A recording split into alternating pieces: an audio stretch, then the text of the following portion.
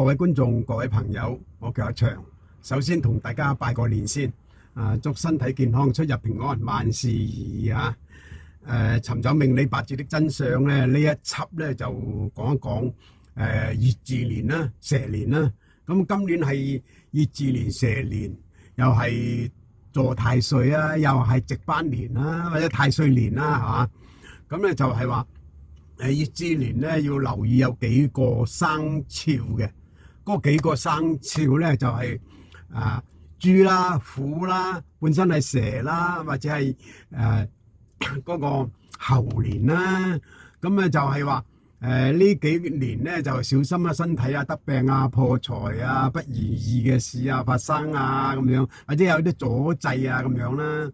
咁如果豬年咧就係話都係沖太歲噶啦。咁啊最好多個咧都係豬年啦，咁個個都係沖太歲嘅。但係留意嘅身體狀況咧就係話1947年嘅生肖係豬嘅，咁容易得病嘅，咁啊破財嘅。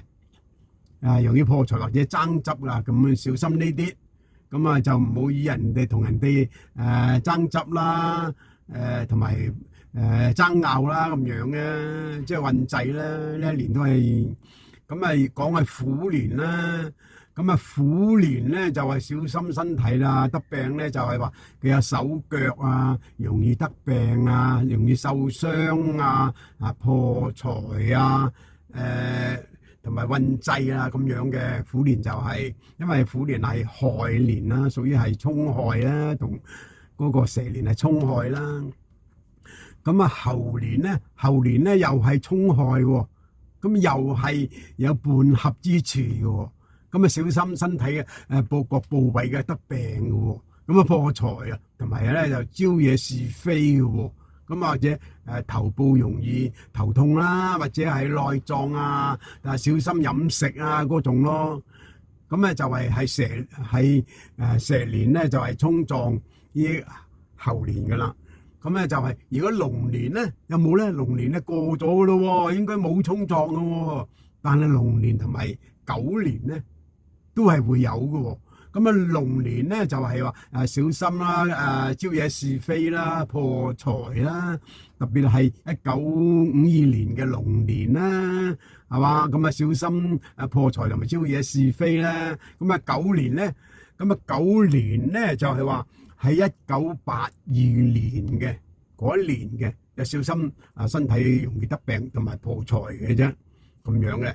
咁牛年咧，咁牛年咧都有好多嘅喎。咁牛年咧特別留意喺1973年啦，咁啊小心身體得病啦、運滯啦、破財啦咁樣嘅。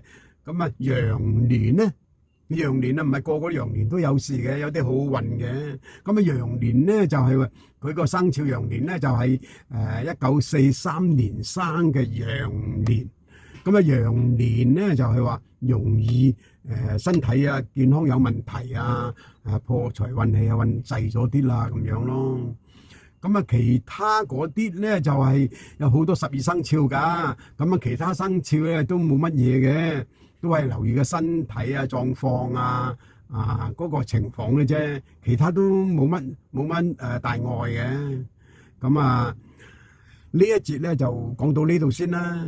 咁就下一節再講啦。咁就好啊！同家再拜個年啦，祝身體健康萬事勝意出入平安啦。